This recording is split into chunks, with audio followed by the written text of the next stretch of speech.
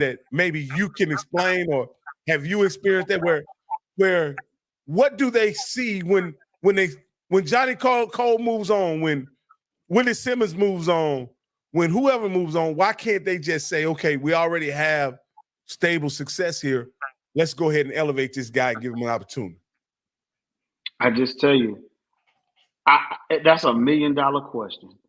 I left a successful program at Allen University.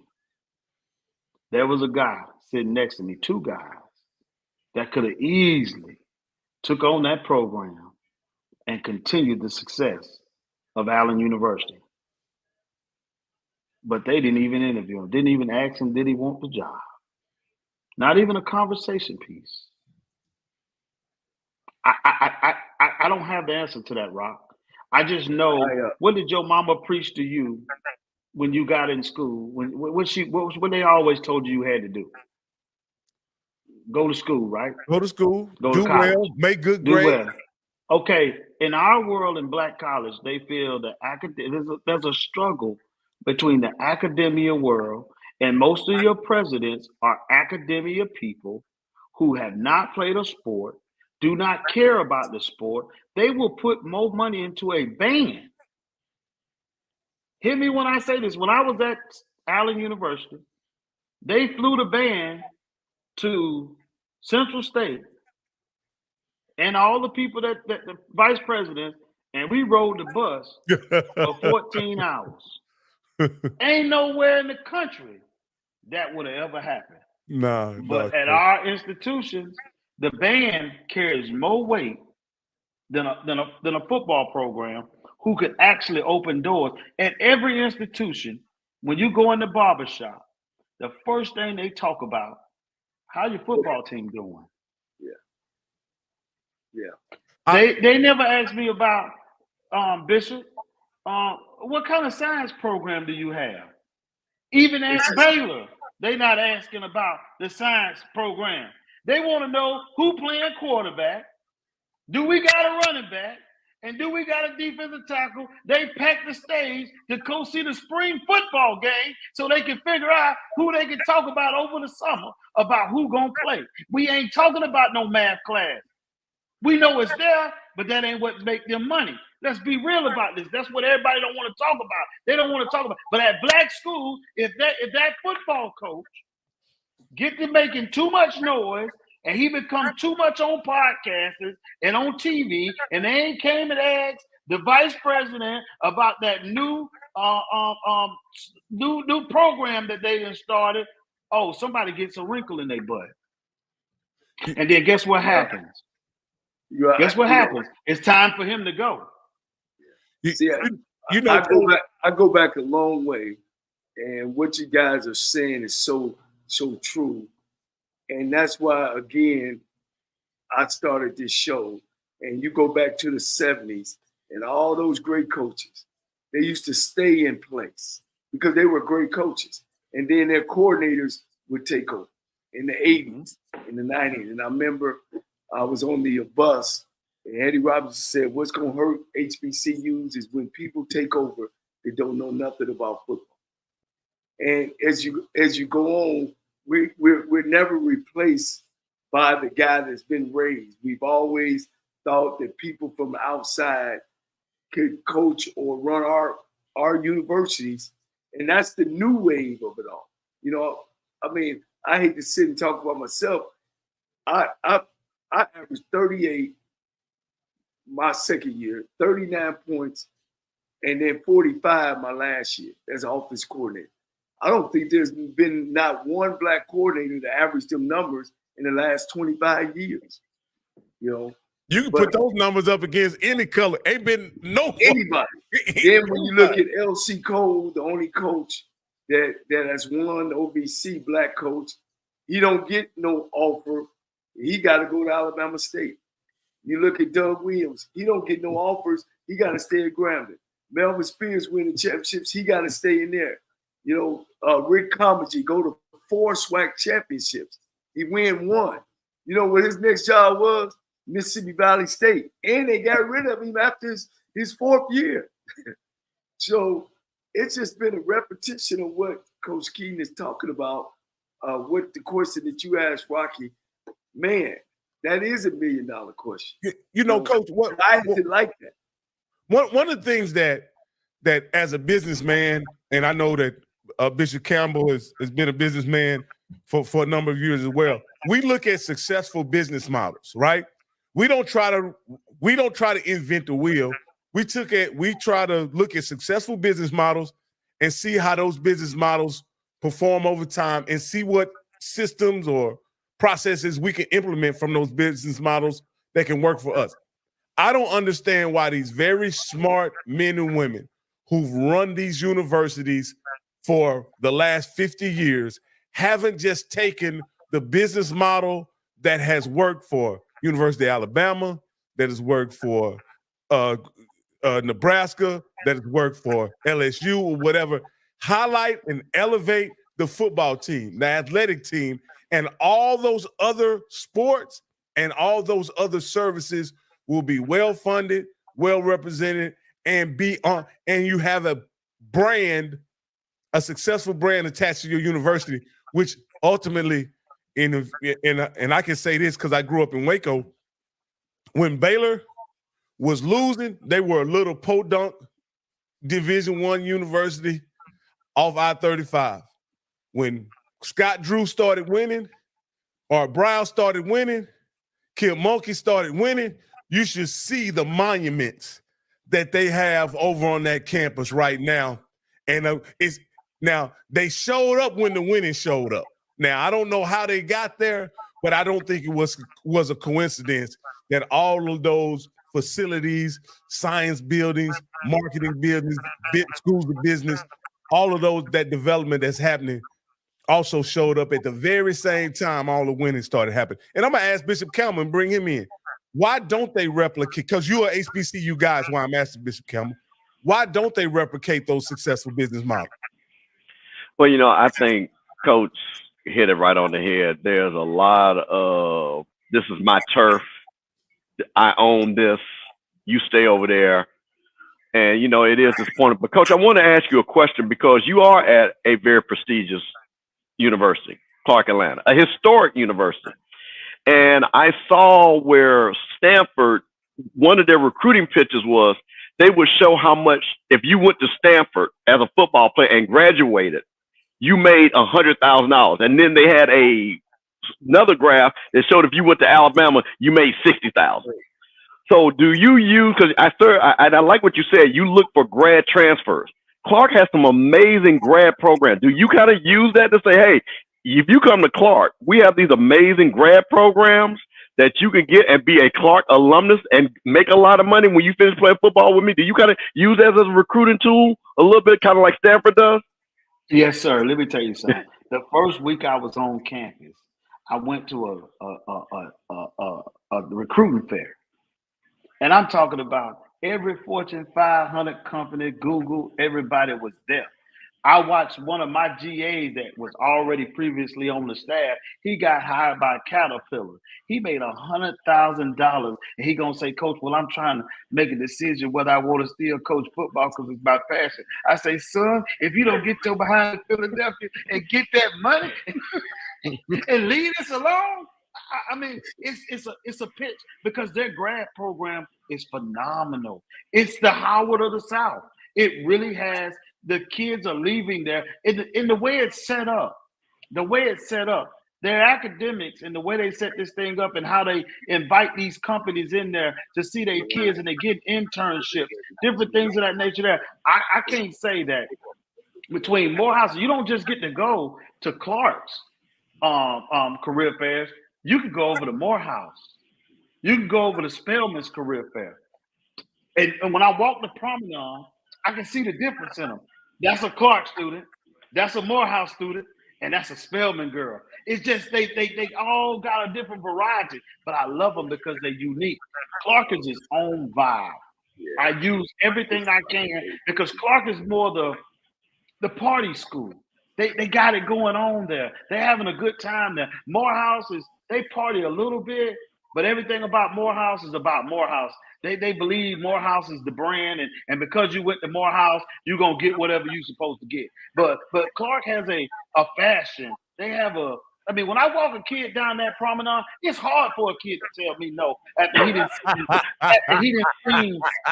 I'm just gonna talk about it like I'm talking about it. It's hard if I take him on Wednesday and he walked down that promenade and he see 100 women and he only passed one dude in the last 10 steps that we took, and all of them are pretty, nice looking girls going to college, and he come there and he's a football player. Oh yeah, coach, I'm locked in.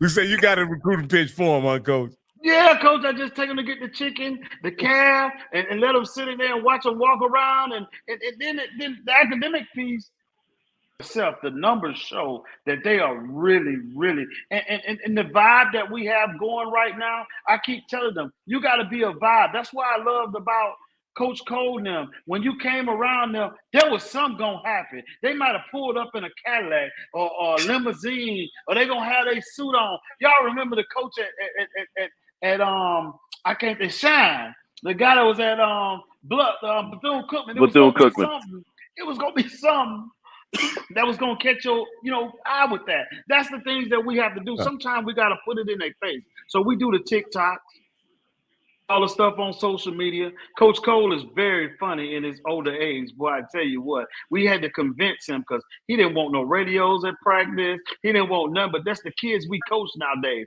When I go to the University of Alabama and they blasting all that music and they playing and we watching them, if you go to Baylor, that's what the kids do. I said, Coach, you got to do what they do. You got to make them excited about practice. You got to make them feel like they a world that don't communicate like we do. It's music in, the world out. When you try to call your kids, some of y'all got kids that's 16 to 17 years old, they playing the game and they got headphones on and you've been calling their name for 15 minutes. And then you got to go and kick the door in and say, hey, you didn't hear me calling you? Yeah, that's what I'm talking about. Hey, Coach, real quick, I want you to put your administration head on because we talk about financing and why HBCUs athletic programs. Of course, the state don't fund none of the athletic programs. And of course, they still, the nation still owe each dang black college probably $2 billion. And so we know we underfunded. But Rocky said some, and Bishop Campbell said something how businessmen think. What is the winning business model? And the PWIs, they have beat us to that model by putting money into the athletic program and by making it work. The thing that I always get people to understand is when a season starts, the university gives the athletic program money, all right? And then I know on the 1A level, Division I AA level, then you go play your money games. But what happens is all your money that you play and get, it goes to a general fund. So then next year when you start off, you start back over again. You get so only the university gives you so much money. And I know on the lower programs, your NAIA Division II, sometimes it goes by the enrollment of your football program, bringing in students, baseball. But all monies that you make, it goes to a general fund. I always said that if we play money games, let's take the money game money. If the school wants some, give them some, but then put it in a pot. Put it in a pot. So after a while, the football program especially can get off welfare. They'll have some money so that next year they already had. So now, instead of all the money that they make goes back to the general end, it'll go back to athletics. But that's what is my mindset, but that ain't how it works.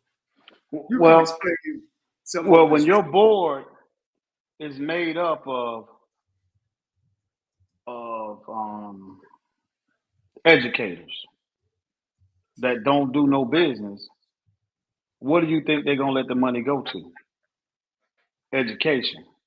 If you look at most big schools, their board are made up of business people who are CEOs of companies, people who understand what the business model is. They understand what the marketing strategy is. When you really dissect the board, you can tell where their funding goes they have on their board, because the board, a president can't make a decision without the board of trustees.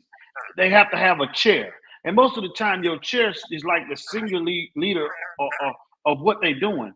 A lot of schools in our sectors, and in my time in doing this, we don't have enough money to do half of the stuff, because our schools are used as fundraisers. The football programs, the bands are used as fundraiser programs, basically. Basically, you are recruiting kids that you're not giving full scholarships to. Basically, for every kid you bring, you might be making the school $50,000. But that $50,000 can't go back into your program, because they might be lacking in money that's going in other areas.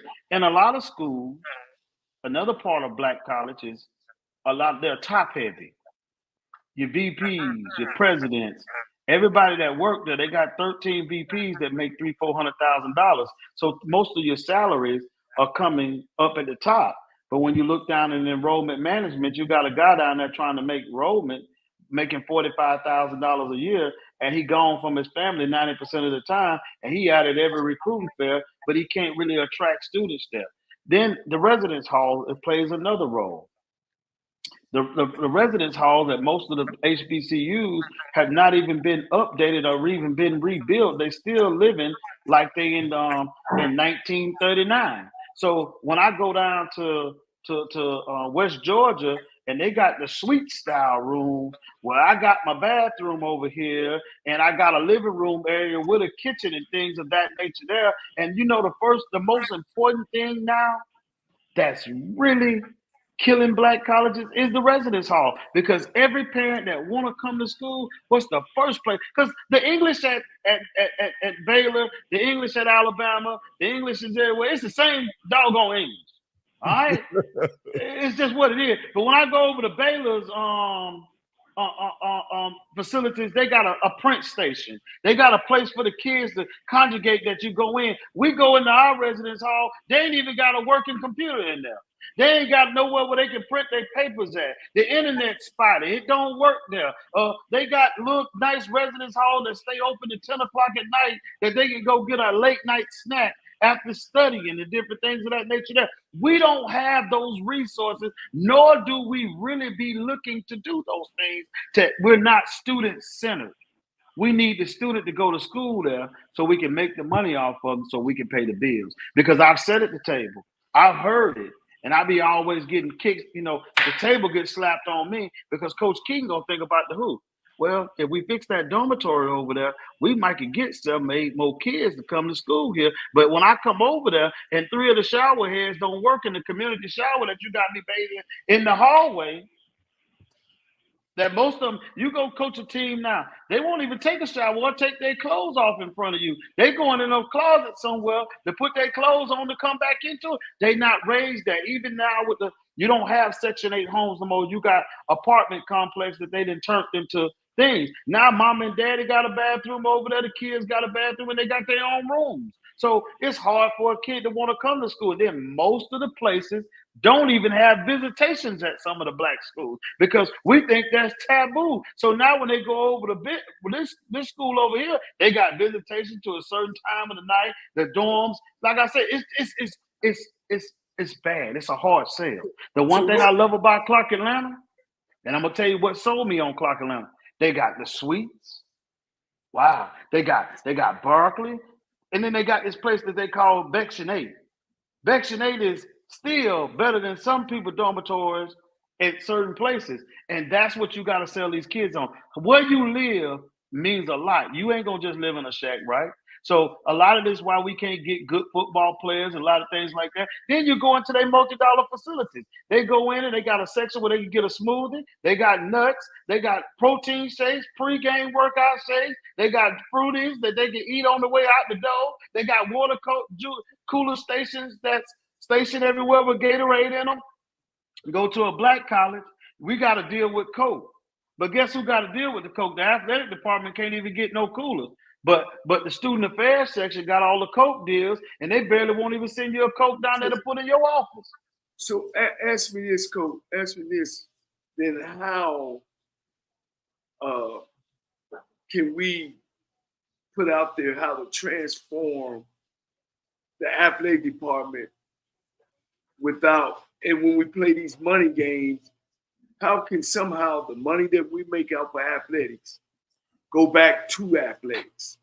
Is that something that can be done? Of course, I don't know. I got to do more giving, but you can't. No, Nick Saban proved that wrong.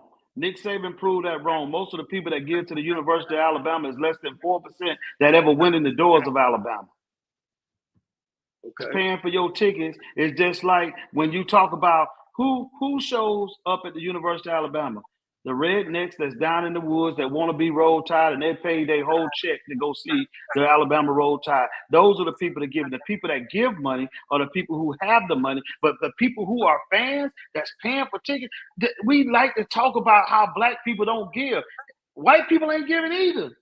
Most of them in student loan debt when they get out of school. Who got money to be able to give back to a school? You paying Fannie Mae and Sallie Mae all the way up until you 60, and you got a 30-year mortgage, and you got 2 kids, you got a couple cars out there. What do you got to give? The church got to get its 10%. You know, Coach, this is where the business model of PWI football said, we're not going to worry about what school you went to in order to support us. That's right. You can be an Alabama fan if you got a GED. You can be a Nebraska fan if you can't spell Nebraska. You can be an Oklahoma fan just because you like Jamel Holloway and Adrian Peterson. You understand what I'm saying? And correct. They made those guys college stars. They made the schools regular household brands, and you didn't have to have a connection to the school in order to have that relationship. I said this, I've been asked this 1,000 times when I started supporting black college football. What school you support? What school you go to? I just like football, man. I didn't go to an HBCU. I just like football. And then the fan base will say, you don't get a vote. You don't get to talk noise. You don't get to participate in our banter because you don't have a school. And I think that in and of itself separates HBCU football, black college football, from black people. Right. What I just say, it goes back to what I said. It ain't them that's killing us. It's us that kill us. Yeah. Well, Rocky, Rocky, I love you. You just ain't swag. Hey, put it like look this, how man. much money we spend. Y'all think about this, guys. Think about how much money we spend on everything. I think it was like $3 trillion last year.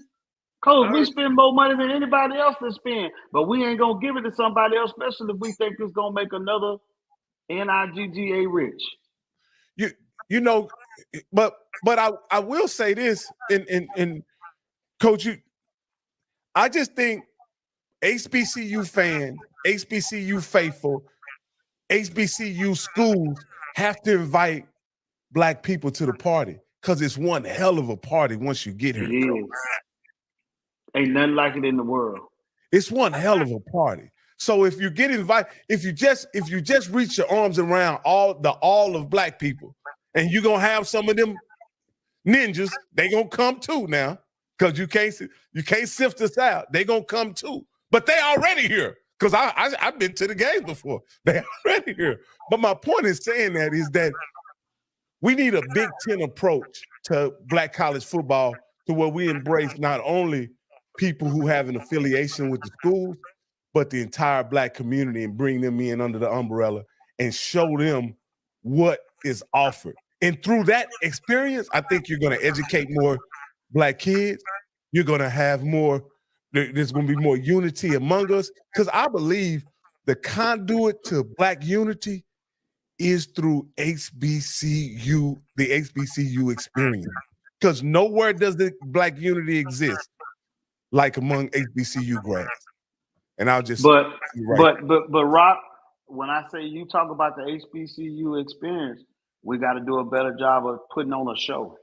We got to do a better job of our living situations. I think that when you go to a black college game, I've been to many white college games when I, had time and free time to go. If I got a bye week, I'm going to one of the games. Like when you go to Alabama, I'm an Alabama boy, so I go.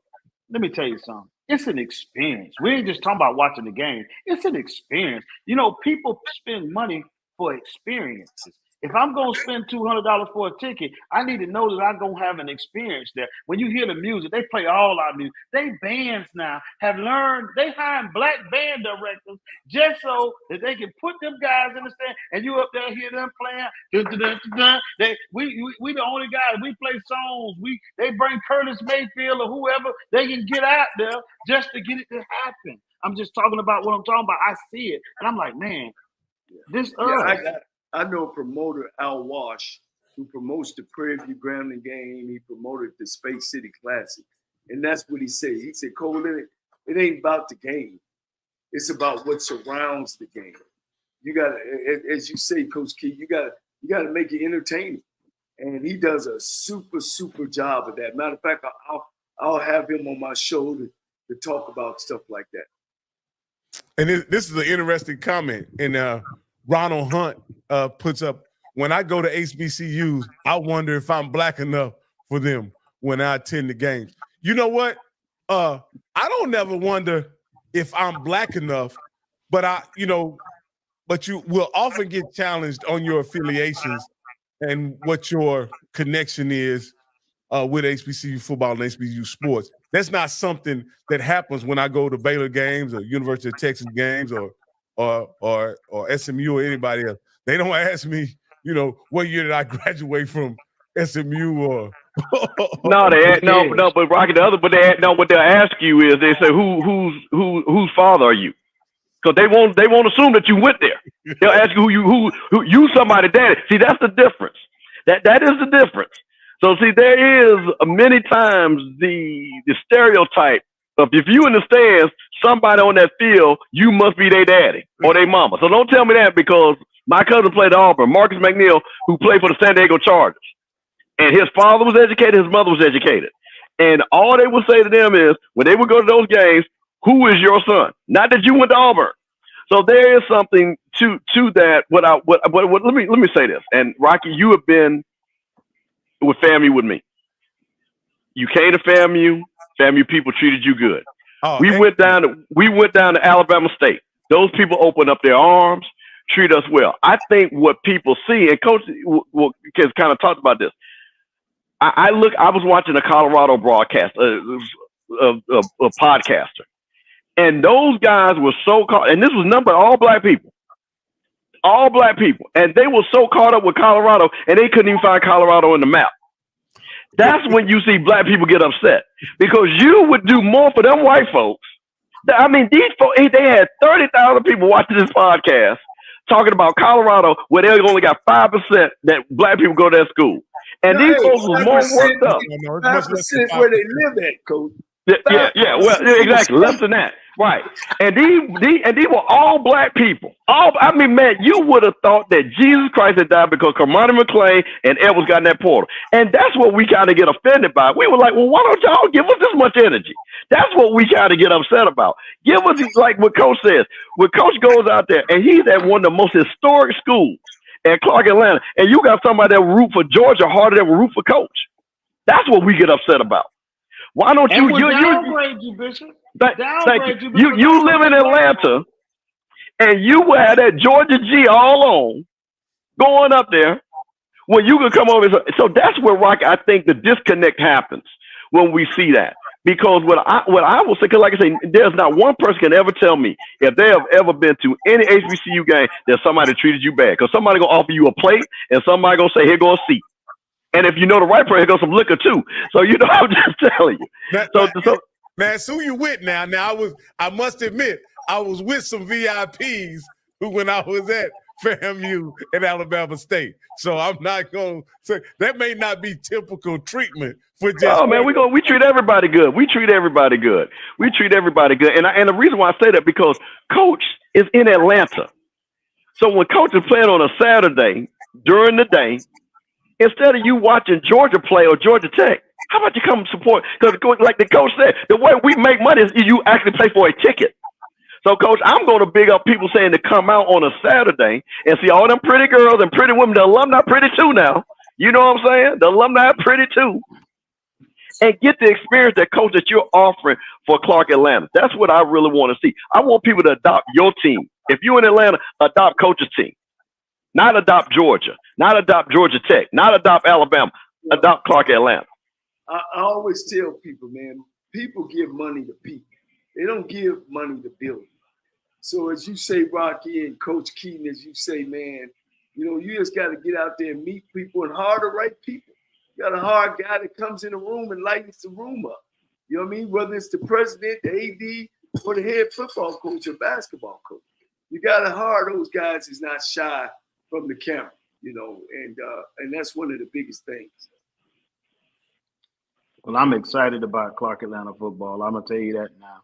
I love everything about Clark. I'm trying my best to make it be what it need to be. And before you know it, the world gonna know that Clark can play football here. Because I got the right people around me that's gonna push me every day, that's gonna push the kids every day, because we have a point to prove. I love these type of jobs because you can't sleep on these type of jobs. It's when you make it. It's when you start getting lazy after you win that first championship. It's got to mean something to you. This is a legacy.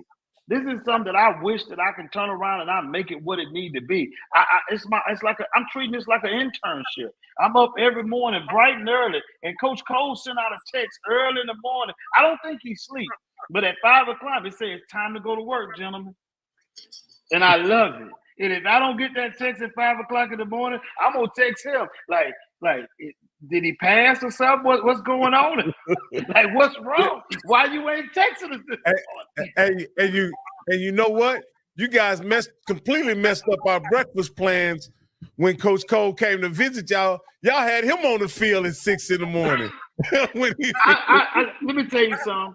I miss my idol. I tell him I miss Coach Cole. I did not get to take a picture. I got a picture with everybody that I love, and I got a picture with him, and I got to take one with Johnnie Cole so I can have it and put it in my, what's going on there. I try to find all of them. You know, when I met Joe Taylor and those guys, man, I had to take a picture. I mean, I'm at the middle of FCA, and I see Joe Taylor, and you'd have thought I had saw Nick Saban. I was like, hey, I got to see my man. Y'all let me have it. Those are the way that people, when you look at it, that's the stuff I like. I idolize these people. Ms. Griffin, yes, I coached at Stillman, Allen, and now Clark Atlanta. Those were the places that I was the head coach at. Keith, she said you did it. You was on point. That's right. She right. I did it. I'm gonna do it here. I'm going to do it here, and I'm telling you that now. You're going to speak it. There's power in your words, and we make sure we tell our kids that we got to believe it first before it ever happen. And I tell them, just keep carrying the water till it turn to wine. Every day ain't going to be a pretty day, but the slogan here this year is outwork yesterday. So every time we look up, we're going to outwork yesterday. Yeah. Well, we working on our calendar, Coach. And, of course, when you play Central State, I had 3 brothers that played for Central State, and another 2 went to the school, and that's kind of been on my target to make it there. Hopefully, me and the guys, we can come there and do our show from Clark Atlanta. When you play Central State, you don't have that date on you. This right off. We play Central State in Central State this year. Unfortunately, I'm sorry. Oh, y'all we got to go to Central State. Oh, no wonder they've been telling me about the game. I thought it was in Atlanta. No. But y'all can come to Atlanta. You're welcome anytime. I will set it up. I will have you where you need to be. And we're going to give you the sweet black college treatment. We're going to have a plate for you. We're going to get the band to come in with you. I'm telling you now, the one thing I like about it now, I got a buzz going on here.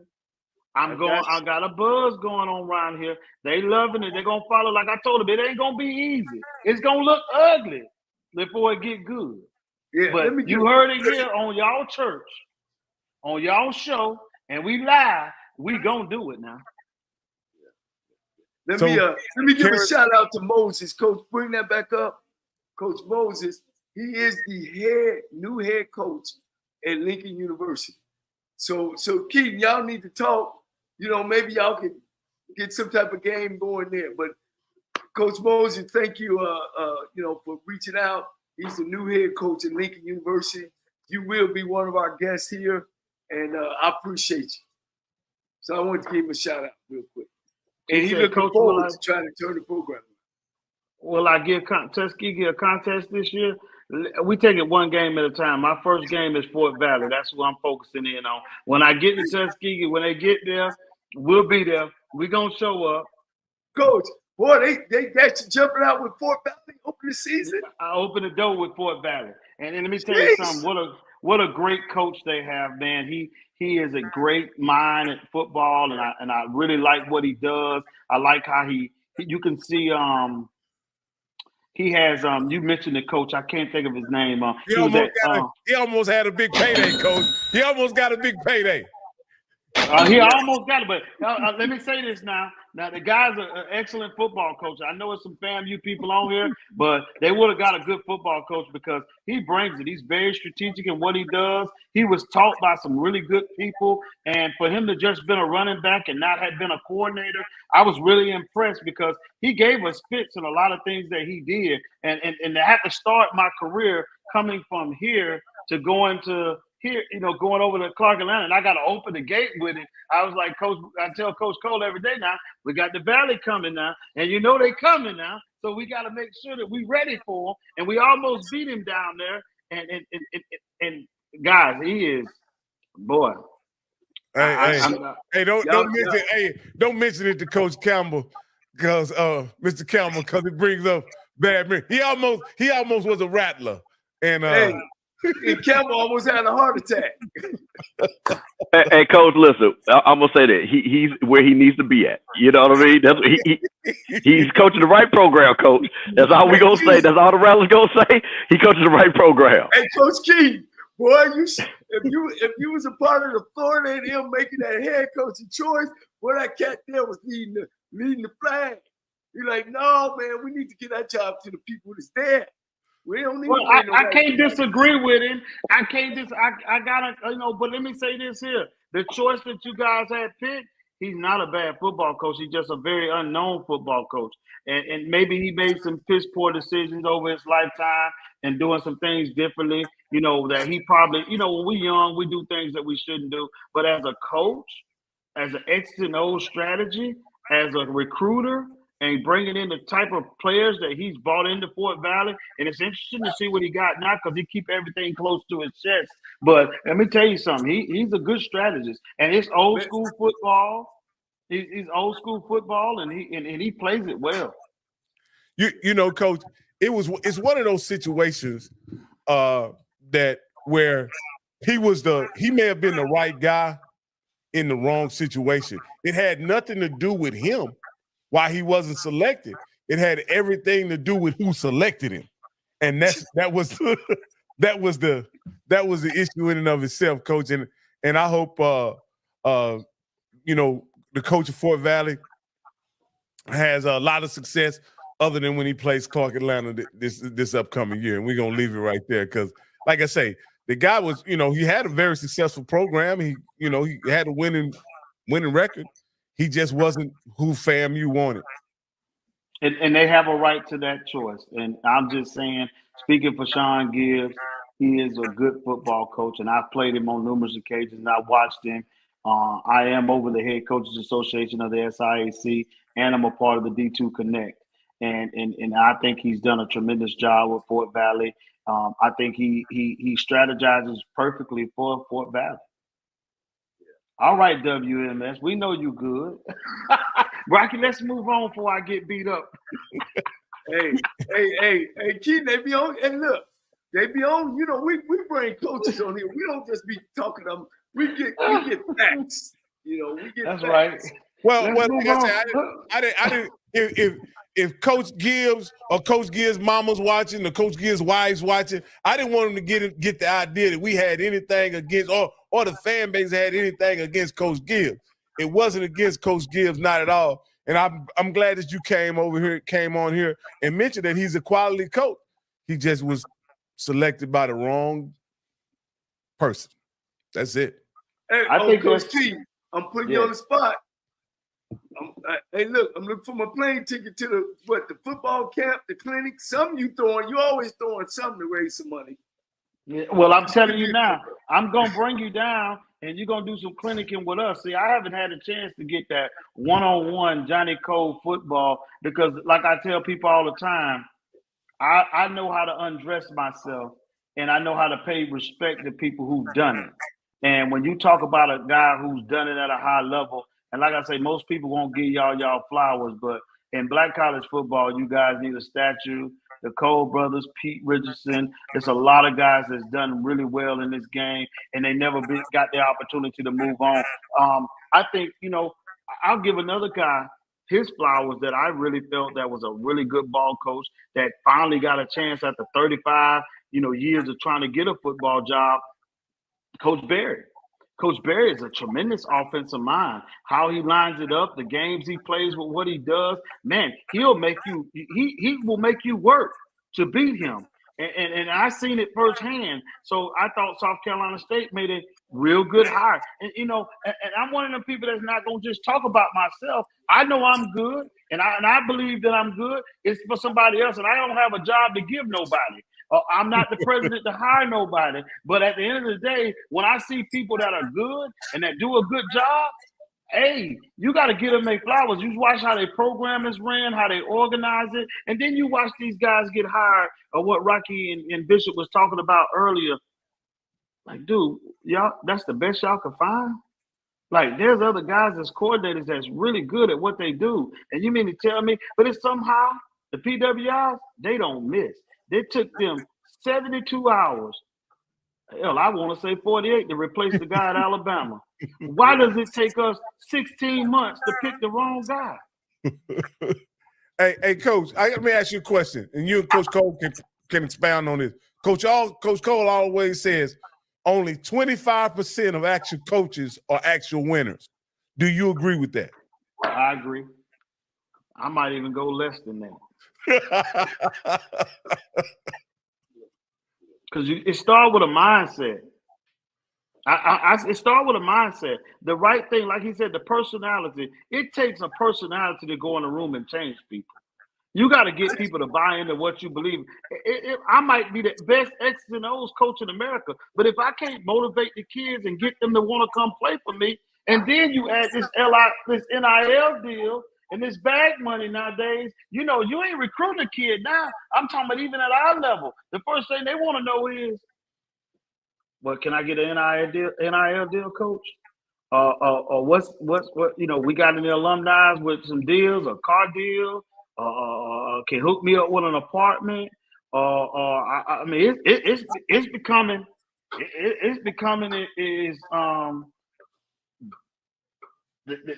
hell. I had some discussions with some recruiting coaches, some recruiting coordinators in a Power 5 conference. And he said, Rock, man, it's crazy. He says, right after, hello, my name is Coach So-and-so, and the kid introduces his name, and the next question is, how much? And I say, well, what do you guys say? Because you guys can't offer any money or anything. He says, we have to get through that question, though. We have to address it. He says, because the kid will say, LSU, Oklahoma, University of Texas has this on the table. Wow. And I'm telling you, it's rough now. I just had a kid that we flew in. I won't call his name, but he played it. He was a starter at Arizona State. I hosted him for the weekend. And after all the nice talking and conversations, he didn't say much, but what he asked me was, do you got any NIL opportunities around here? I said, son, are you looking for a football program to play for? Or are you looking for how much you can get paid to play? And I'm going to tell you what his exact words was. He said, I'm looking for both. So how can you compete with that? So you talking about black colleges trying to compete? It's going to be rough for us to get players because that's why all our kids at the lower level are jumping. I mean, when I coached at Allen, I had 5 players. Yeah. Go ahead. I'm sorry. Go finish, please. I had 5 players from Allen University to leave, and they're all playing some form of 1AA or Division I football. Now that's big. Now, let me say this, guys, to you guys. And a guy like Coach Keaton, a guy like LC Cole, can get at an Alabama State, a Jackson State, a Grambling, and build an NIL. I'll put my paycheck on that.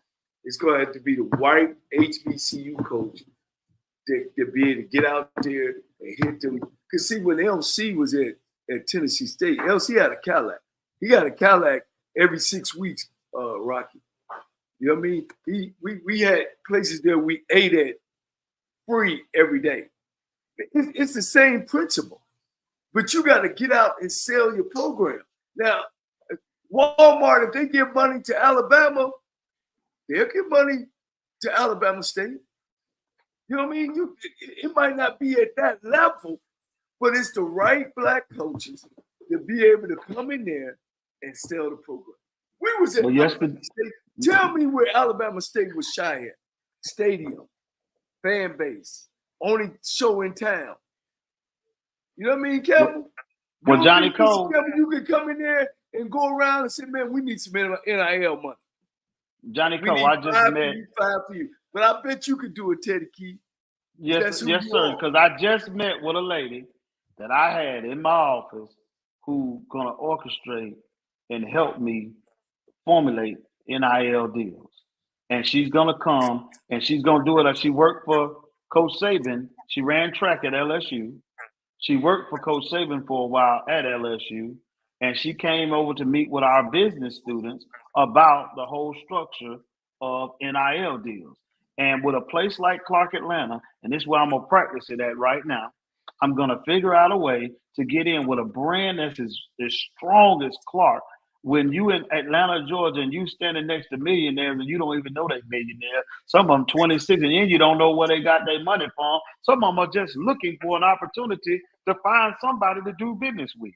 If you got people around you that can help you do those things, we're going to try to figure out how to do it, because the only way you're going to get good is you got to find a way to be able to compete. Even if it's a small piece of that pie, you're going to have to find a way to compete at this level for those schools who have maybe alumni or, you know, those places like Tuskegee who are in small towns who have a Peachtree Ford dealership down the street down there that they're willing to do business with their local football team. You got the Kentucky Fried Chicken that's willing to. I coached arena football. So we had to go out and find these deals for our kids. We had to feed them. We had to find places for them to live. And we had to sell dasher boards. We had to sell all this stuff here. So a lot of my marketing skills that came from arena football are now got to come into play to help me find things that maybe I could get them 2 or 3 free meals of a piece of chicken at nighttime that they can eat when they go back to their dormitory room. Or maybe I can find them somebody that'll say, we'll let you lease this car as long as you don't take it over 30,000 miles, and this kid can get a car lease dealership with his name on it. All we ask is that he come in front of the dealership every 4 or 5 days and maybe take a picture with people who come in to buy a car.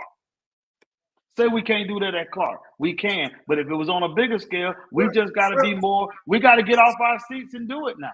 Well, here's the thing, and the reason why I know, you know, being in a school sitting in Houston, Texas, Atlanta is a market, and it's a market for black folks, and it's a market for the black folks will give money if you go out and you know how to ask for it, you know, and that's why I never thought why Texas Southern has never got off the ground with their athletic program. It just ain't right. It ain't the right leadership. You know, you got to be able to have those people that can go knock them walls down. You know, to know how to go in the room and be a bright light in the room. To compete with Baylor, Rocky, but I will be able to compete with the people that's at my level, and that's all I'm trying to do. I'm trying to stay in my lane. Baylor's not. We're not in the same league. Don't shoot at the same basket. Don't pay the same taxes. The whole nine. But they got kids that graduate, and they graduate and they're looking for 1 year to play or 2 years to play. And all you got to do is have a little something for them, maybe an apartment deal that say that I can stay off campus. Well, we'll give you 4 apartments for this amount. That's all it is trade and barter. Say we'll give you this many season tickets. We'll make sure you got all on our press releases when we do. This brings up a Wingstop first down. You know, that's all they need is that little bit of marketing. All of us got jumbotrons, and we put it up there. Those are the things that we got to go sell. PA announcements. Every time I go to a big time football game, there's 100 PA announcements before we ever get to the let's introduce the starting lineup. Well, I done heard this time out is brought to you by Bush. Whatever it is, we're drinking Bush today. You know what I'm saying? It is what it is. We got to find a way to sell that. Hey, they bring on those PWI big games, they bring so many people on the field, introducing them to the crowd. This is so-and-so at your Kia Ford dealer, or you know what I mean? That's right. Ain't got nothing to do with football or nothing. Just bring them on the field, man. But, Coach, this has been an amazing interview. You've been on with us for an hour and 45 minutes, man, and I want to thank you for your time. I want to give Bishop Campbell some time to ask your last question. And, of course, I'd like Coach Cole to give you formal salutations as we allow you to get off here and go home. I'm sure you got some work to do, Coach. Maybe not time of night. But, well, Coach, I don't have any questions, but I do. As they say, we're in this age. So why don't you just tell people about your program, how they can follow the Clark football, on social media handles and things like that. Why don't you tell us that? Well, you can follow us on Twitter at Clark Football. You can follow us on Facebook with Clark Football. It's wide open, man. We're on Twitter, Instagram, wherever you want to find. Just find Clark Football, and we there not with an E, just with a K. So make sure you follow the right Clark Football, because there's another Division II school called Clark College, but we Clark University, Clark Atlanta University. And I thank you on the behalf of our president, George French, our athletic director, Dr. Jarrell Drew. We are here to change the culture. Outworked yesterday, and thank you guys for having me and giving me an opportunity to be able to share this space with you guys. Appreciate you, Coach, man. As I say, I'm excited about the football program, and anywhere you go, you've always won. I look for you to do the same thing. Hey, I didn't pay you for saying those things about me. I appreciate that. All I've ever tried to do is to do my best, and always, I believe in each one, teach one, each one, bring one. So I appreciate you coming on the show. Of course, we're going to be back at you during the season. I look forward to seeing you this summer at the clinic or the camp. And good luck the rest of the year. Thank you, guys, man, and God bless you. Good luck to all the schools you follow, Rob and Bishop. I'm sure you work with the Fort Valley Wildcats, but I'm coming. Coach, Coach, you had to get out here with a joke. So, Coach, what I will say is, if you ever have an off week and you need to come down to Tallahassee, Florida to see the HBCU National Championship, let me know. We got you taken care of. I really would want to come down and spend some time with him, so I appreciate that. All right. Thank you. Y'all have a blessed night. Yeah, you too. All right, man. Hey, that was a great interview, man. And then we ran a little long, but we got to pick up this NIL conversation. Maybe we'll do it next week sometime and talk about it a little more, because there's a lot of misinformation out there regarding NIL. But hey, we've been on long enough, guys, and I just want you to take us out, Coach Cole. Man, well, what I'll do too is I'll search some people that's actually in it, and maybe y'all can find 1, 2, or 3, that we can actually bring on that really is getting involved with it and learning the ins and outs of it. So to make sure we have the facts and get our people. Hey, guys, subscribe to our channel. I heard you earlier saying that you got to subscribe to our channel. If you want to put our show on the road, is it somewhere they can send money to? Yeah, they can super chat, and they can become a member of our show, man. They can become a membership. It's just $1.99 a month. All proceeds go toward us actually going out, doing shows on the road, and just providing you with much better content as the season rolls around. So those memberships are very important. Just go ahead and select membership. It'll be automatically billed to you every month. That's $1.99 a month to become a member. And you can get the membership go to YouTube. Yes. HBCU Yeah. Coaches Corner. Yeah, just go to the channel. Rocky. Yeah, just go to the channel. Just go to Rocky Miller channel where the HBCU Coaches Corner is streamed. Hit membership. Boom, you got it. You're a member. And like I said, we're just trying to bring you the best HBCU content possible. All right, thank you. As always, man, inflation is high, and groceries are high, gas is high. Man, don't panic. Everything will turn over after this new president's election. Things will get back in perspective, believe me. But make sure you go out and vote for the person who you think can lead this country. If you're having a hard time and you feel yourself or losing yourself, tie a knot, hold on tight, because ain't nobody bad like you. Sybil Wilkes with what you need to know. Today, it's Friday, May 3rd, 2024. Number 1, a controversial new law is now in place in Tennessee that will allow faculty and staff to carry concealed handguns in K-12 public schools. State lawmakers promised to take action after 3 children and 3 school employees were killed last year at the Covenant School. One key provision of the law, a confidentiality clause. Qualified teachers are not required to notify parents of their students or even fellow educators working in the same building if they're strapped. Number 2, President Biden is persisting in his efforts to establish nationwide tuition-free community college. Advocates argue that free college offers a more comprehensive solution to the college affordability crisis compared to loan forgiveness with growing bipartisan support. Critics argue that lower-income students already benefit from significant financial aid, raising doubts about the program's ability to address access issues comprehensively.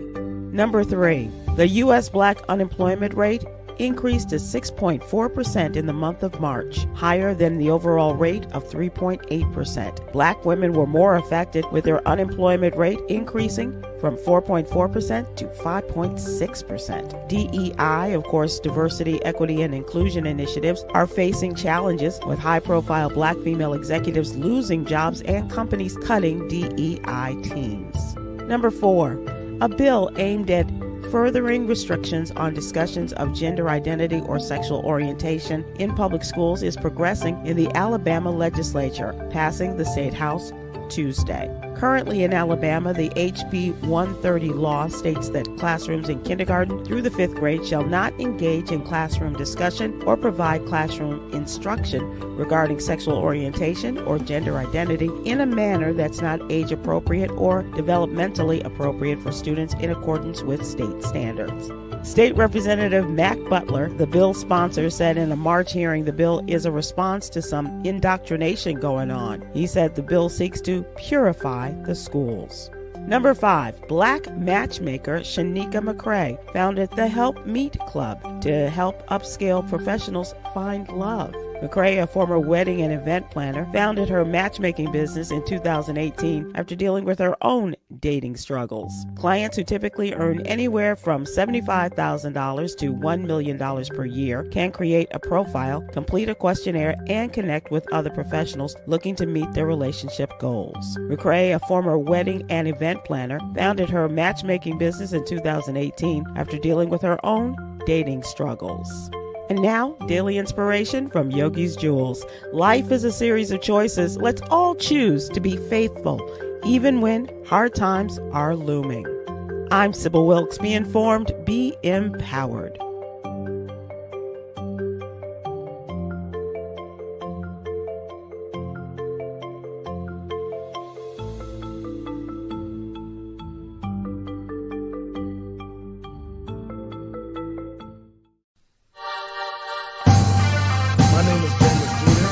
I won $500 on the lunch money for keeping up with the Jonas Bracket Challenge.